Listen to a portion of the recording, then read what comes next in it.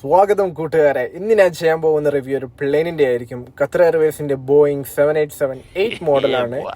Review അല്ല, feedback ആയിരിക്കും. അധികം ഫുട്ടേജ് അല്ലാത്തതുകൊണ്ട് ഞാൻ എൻ്റെ എക്സ്പീരിയൻസ് വെച്ച് പോസിറ്റീവും പിന്നെ നെഗറ്റീവും പിന്നെ അവസാനമായിട്ട് ചെറിയൊരു ഹെൽപ്പും നിങ്ങൾക്ക് ചെയ്യാൻ ആഗ്രഹിക്കുന്നു. അതെന്താണ് മനസ്സിലാവാൻ വേണ്ടിയിട്ട് വീഡിയോന്റെ അവസാനം വരെ കാണുക. ഫസ്റ്റ് നിങ്ങൾ കാണുന്ന പോലെ എയർപോർട്ട് അടിപൊളിയാണ്. കുറേ എക്സ്പ്ലോർ ചെയ്യാനുള്ള എയർപോർട്ടാണ്. കുറേ ക്യൂസീൻസ് ഉള്ള റെസ്റ്റോറൻറ്റും ഇവിടെ ഹമദ് ഇൻ്റർനാഷണൽ എയർപോർട്ടിലുണ്ട്. പിന്നെ പ്ലെയിനിൻ്റെ ലേ ഔട്ട് 333 ആണ്. എൻ്റെ സീറ്റാണെങ്കിൽ 25K ആണ്. അതൊരു വിൻഡോ സീറ്റാണ്. ഇനി എൻ്റെ എക്സ്പീരിയൻസിൽ പോസിറ്റീവ് എന്താണെന്ന് ഞാൻ പറഞ്ഞു തുടങ്ങാം. ഫസ്റ്റ് ഫുഡ് ആയിക്കോട്ടെ. ഞാൻ ഫ്രൂട്ട് പ്ലാറ്ററാണ് പ്രീ ഓർഡർ ചെയ്തത്. 3.5 മണിക്കൂർ വയറ് നിറയാൻ മാത്രം ക്വാണ്ടിറ്റി ഉണ്ട്. എല്ലാ ഫ്രൂട്ടും നല്ല പഴുത്തത് മധുരമുള്ളതായിരുന്നു. വലിയ ഇഷ്യൂ ഒന്നും തോന്നിയിട്ടില്ല. പിന്നെ ഇൻഫോർടൈൻമെൻറ്റ് സ്ക്രീൻ വിചാരിച്ചതിനേക്കാളും വലുതായിരുന്നു.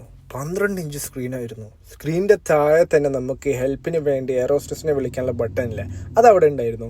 അതുകൂടാതെ പിന്നെ റീഡിംഗ് ലൈറ്റ് ഇല്ലേ, അതിൻ്റെ ബട്ടൺ അവിടെ ഉണ്ടായിരുന്നു. സാധാരണ എയർബസ് പ്ലെയിനിലൊക്കെ അങ്ങനത്തെ ബട്ടൺസ് മേലെ ഉണ്ടാവരുത്, റൂഫും മേലെ. ബട്ട് ഇവിടെ അത് നേരെ സ്ക്രീനിൻ്റെ അടിയിലാണ്. അതെനിക്ക് വളരെ സൗകര്യമായിട്ടുള്ളൊരു പൊസിഷനായി. പിന്നെ മൂന്നാമത്തെ പോസിറ്റീവ്, സീറ്റ് റിക്ലൈനിങ് ആംഗിൾ നല്ലോണം ഉണ്ടായിരുന്നു. ഏകദേശം 20 ഡിഗ്രിയാണ് ഉള്ളത്. അപ്പോൾ നല്ലോണം റിലാക്സ് ചെയ്ത് നമുക്ക് ഇരുന്ന് പോവാം. അത് പറഞ്ഞപ്പോഴാണ് ഫസ്റ്റ് നെഗറ്റീവ് ഓർമ്മ വന്നത്. നല്ല റിക്ലൈനിങ് ആംഗിൾ ഉള്ളത് കൊണ്ട് ബാക്കിലുള്ള പാസഞ്ചേഴ്സിനൊന്ന് വാഷ്റൂമിൽ പോകാൻ തോന്നിയാൽ നല്ലോണം എടുങ്ങാറാകും. ഇപ്പോൾ ഒരു സാഹചര്യത്തിൽ വിൻഡോ സീറ്റിലിരിക്കുന്ന പാസഞ്ചറിന് വാഷ്റൂമിൽ പോകേണ്ടി വന്നാൽ അയാളുടെ സൈഡിലിരിക്കുന്ന 2 പാസഞ്ചറും എണീച്ച് നിൽക്കേണ്ടി വരും റോയിൽ നിന്ന് ഇറങ്ങാൻ. അത്രയും സ്പേസ് കുറവാണ് റിക്ലൈൻ ചെയ്ത് കഴിഞ്ഞാൽ. പിന്നെ അടുത്ത പോസിറ്റീവ് കാണുന്ന വലിയ വിൻഡോ ആണ്. കമേഴ്ഷ്യൽ എയർപ്ലെയിൻ വെച്ച് നോക്കുമ്പോൾ ബോയിങ് 787 ആണ് ഏറ്റവും വലിയ വിൻഡോ ഓഫർ ചെയ്യുന്നത്. 18 ഇഞ്ച് ഹൈറ്റും പിന്നെ 11 ഇഞ്ച് വീതിയുമാണ് ഈ വിൻഡോന്റെ ഡയമെൻഷൻ. പുലർച്ചൊക്കെ ട്രാവൽ ചെയ്യുന്ന പാസഞ്ചേഴ്സിന് ഒരു വേറെ തന്നെ എക്സ്പീരിയൻസ് ആയിരിക്കും. ബട്ട് ഇവിടെ ഒരു പ്രശ്നമുണ്ടായിരുന്നു. സാധാരണ എല്ലാ പ്ലെയിനും ഒരു വിൻഡോ ലിഡാണ് ഉള്ളത്, പുറത്തുനിന്ന് വരുന്ന ലൈനിനെ ബ്ലോക്ക് ചെയ്യാൻ. നമ്മളൊക്കെ കണ്ടിട്ടുണ്ടാവില്ലേ. ബട്ട് ഇവിടെ ബോയിങ്ങിന്റെ 787 ഒരു ടിൻ ബട്ടൺ ആണുള്ളത്. ഇത് ഞാൻ കയറിയപ്പോൾ തന്നെ പ്രസ് ചെയ്ത് നോക്കി, അപ്പോഴൊന്നും വർക്ക് ചെയ്തിട്ടില്ല. പിന്നെ ടേക്ക് ഓഫ് ചെയ്തതിന് ശേഷം നോക്കി, അന്നേരവും വർക്കായിട്ടില്ല. പിന്നെ ലാൻഡ് ചെയ്യുന്ന മുമ്പേ കുറേ പല തവണ നെക്കി നോക്കി, അന്നേരം ഒന്നും വർക്കായിട്ടില്ല. പിന്നെ അവസാനം ലാൻഡ് ചെയ്തപ്പോഴോ അപ്പോൾ വർക്കാവുന്നുണ്ട്.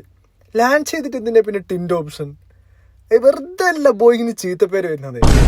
എന്തായാലും ടിൻഡ് ബട്ടൺ നെക്കിലെ വർക്കാവുന്നതുണ്ടല്ലോ, അതിൽ വലിയ സന്തോഷം. അടുത്ത പോസിറ്റീവ് എന്താ വെച്ചാൽ, ഞാൻ ഇടയ്ക്കിടയ്ക്ക് ചൂടുവെള്ളത്തിന് വേണ്ടി എയർ ഹോസ്റ്റസിനെ ഏൽപ്പിച്ചിരുന്നു. അപ്പോഴൊക്കെ അവർ എൻ്റെ പേര് വെച്ച് വിളിക്കുകയും പിന്നെ വെള്ളം എത്രയും പെട്ടെന്ന് കൊണ്ടുവന്നിരുന്നു. അപ്പോൾ ചുരുക്കി പറഞ്ഞാൽ അവരുടെ കസ്റ്റമർ സർവീസ് ഒക്കെ നൈസായിരുന്നു. ഞാനിത് പറയാൻ കാരണം ഇപ്പോൾ അടുത്ത കുറേ നെഗറ്റീവ് റിവ്യൂസ് വരുന്നുണ്ട്. ഖത്തർ എയർവേസിൻ്റെ സർവീസ് ഒന്നും അത്ര പോരാന്ന് പറഞ്ഞിട്ട് ഞാനതിൽ കംപ്ലീറ്റ് എതിർക്കുന്നില്ല. കാരണം ഇതിനു മുമ്പേ ഞാൻ എയർബസിൻ്റെ A350 Qatar airways Bangalore to Doha പോയിട്ടുണ്ടായിരുന്നു. അത് വളരെ ബാഡ് എക്സ്പീരിയൻസ് ആയിരുന്നു. ബട്ട് അതിനുശേഷം ഖത്തർ എയർവേസിൻ്റെ CEO മാറിയിട്ടുണ്ട്. അതിനുശേഷമാണ് ഈ 787 കയറുന്നത്. അതുകൊണ്ട് എനിക്ക് നല്ല ചെറിയൊരു മാറ്റം എനിക്ക് തോന്നുന്നുണ്ട്. അതാണ് ഞാൻ ഇതിവിടെ എടുത്ത് പറയാൻ കാരണം. അടുത്ത പോസിറ്റീവാണ് ഹെഡ്ഫോൺ ക്വാളിറ്റി. ഹെഡ്ഫോൺ സൗണ്ടിനൊക്കെ നല്ല ക്വാളിറ്റി ഉണ്ട്. ബട്ട് അത് പ്രോപ്പറായിട്ട് ചെവിയിൽ വെക്കാൻ വലിയ ഇടങ്ങാറാണ്. നമ്മൾ എത്ര കഷ്ടപ്പെട്ട് അത് അഡ്ജസ്റ്റ് ചെയ്ത് വെച്ചാലും ചെറിയ ലൂസ് പോലെ തോന്നും. ബട്ട് ഇങ്ങനെ ഇടങ്ങാറാകേണ്ട ആവശ്യമില്ല.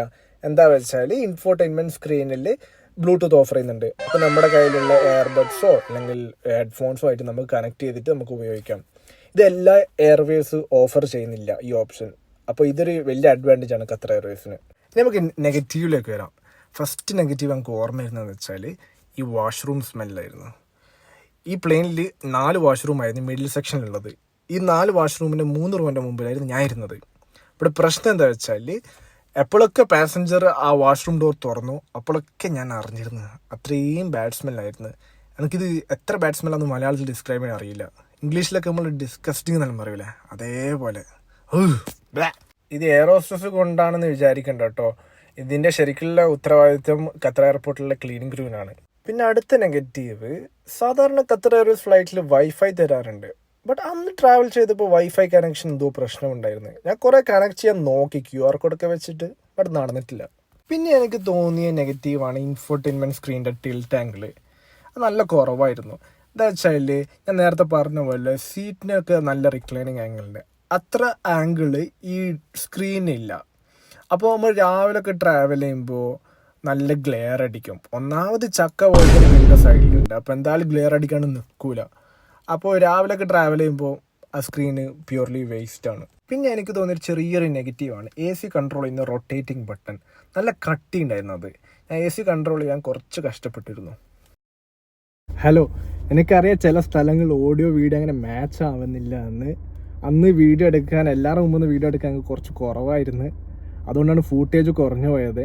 അപ്പോൾ അത് മറികടക്കാൻ വേണ്ടിയിട്ടാണ് ഞാൻ ഇന്നിപ്പോൾ ക്യാമറേൻ്റെ മുമ്പിൽ വന്നത്. അപ്പോൾ അതെല്ലാം പോട്ടെ, ഞാൻ നേരത്തെ വീഡിയോയുടെ തുടക്കത്തിൽ ഒരു ഹെൽപ്പ് ചെയ്യാന്ന് പറഞ്ഞില്ല. അതെന്താ വെച്ചാൽ നിങ്ങൾ അടുത്ത പ്രാവശ്യം ഫ്ലൈറ്റ് ബുക്ക് ചെയ്യുമ്പോൾ പെർഫെക്റ്റ് സീറ്റ് ബുക്ക് ചെയ്യാൻ വേണ്ടിയിട്ടാണ്. പെർഫെക്റ്റ് സീറ്റ് എന്താ വെച്ചാൽ ഞാൻ ഇപ്പം കാണിച്ചു തരാം. ഇപ്പോൾ ഞാനിതപ്പോൾ ഫ്ലൈറ്റിൽ ഇരിക്കുന്നില്ല. ഓക്കെ, അപ്പോൾ ഇത് വിൻഡോ. അപ്പോൾ ചില സാഹചര്യങ്ങളിൽ നമ്മൾ സീറ്റിൽ ഇരുന്നാൽ വിൻഡോ ഇവിടെ ആയിരിക്കാം, ചിലപ്പോൾ ഇവിടെ ആയിരിക്കാം. ഇങ്ങനത്തെ സാഹചര്യങ്ങൾ നമുക്ക് പുറത്തേക്ക് വ്യൂ നോക്കി നിൽക്കാൻ കുറച്ച് ഇടങ്ങാറാണ്. ഇപ്പം ഇങ്ങനെ മുമ്പോട്ടേക്ക് വരണം. ചിലതാണെങ്കിൽ നമ്മൾ റിക്ലൈൻ ചെയ്ത് നോക്കേണ്ടി വരും. ഇതൊക്കെ വലിയ ഇടങ്ങാറല്ല. അപ്പോൾ എൻ്റെ ഒരു അണ്ടർസ്റ്റാൻഡിങ്ങിൽ പെർഫെക്റ്റ് സീറ്റ് നമ്മളിപ്പോൾ നോർമൽ പൊസിഷൻ റിക്ലൈൻ ചെയ്യാണ്ട് നോർമലായിട്ട് ഇരുന്ന് കഴിഞ്ഞാൽ, അപ്പോൾ ഇവിടെ ഈ വിൻഡോ ഇവിടെ വരുന്ന പൊസിഷനാണ് ഞാൻ പെർഫെക്റ്റ് സീറ്റ് എന്ന് ഉദ്ദേശിക്കുന്നത്. നമ്മൾ നേരെ സൈഡിലേക്ക് നോക്കിയ വിൻഡോ വരുന്ന ആ ഒരു പൊസിഷൻ. അപ്പോൾ ഇങ്ങനത്തെ ഒരു പെർഫെക്റ്റ് സീറ്റ് നിങ്ങൾക്ക് ബുക്ക് ചെയ്യണമെന്നുണ്ടെങ്കിൽ നിങ്ങൾ 2 ഇൻഫർമേഷനാണ് എനിക്ക് താഴെ കമൻറ്റ് ബോക്സിൽ ഇടേണ്ടത്. ഒന്ന്, നിങ്ങൾ ബുക്ക് ചെയ്യാൻ പോകുന്ന ഫ്ലൈറ്റിൻ്റെ മോഡൽ നമ്പർ. ഇപ്പോൾ മോഡൽ നമ്പർ എന്ന് ഉദ്ദേശിച്ചാൽ A320 A319 A380 ഇപ്പോൾ ബോയിങ്ങിൻ്റെ 787 അങ്ങനെ ഏതെങ്കിലും ആവട്ടെ. അത് ഒന്നാമത്തെ ഇൻഫർമേഷൻ. രണ്ടാമത്തെ ഇൻഫർമേഷൻ എവിടെ നിന്നാണ് ഫ്ലൈറ്റ് ടേക്ക് ഓഫ് ചെയ്യുന്നത്, എവിടെ നിന്നാണ് ലാൻഡ് ചെയ്യുന്നത്. ഈ 2 ഇൻഫർമേഷനാണ് എനിക്ക് നിങ്ങൾ താഴെ കമൻറ്റ് ബോക്സിൽ ഇടേണ്ടത്. ഇതിട്ട് കഴിഞ്ഞാൽ 2-3 ദിവസം മതി നിങ്ങൾക്ക് റിപ്ലൈ തരാൻ.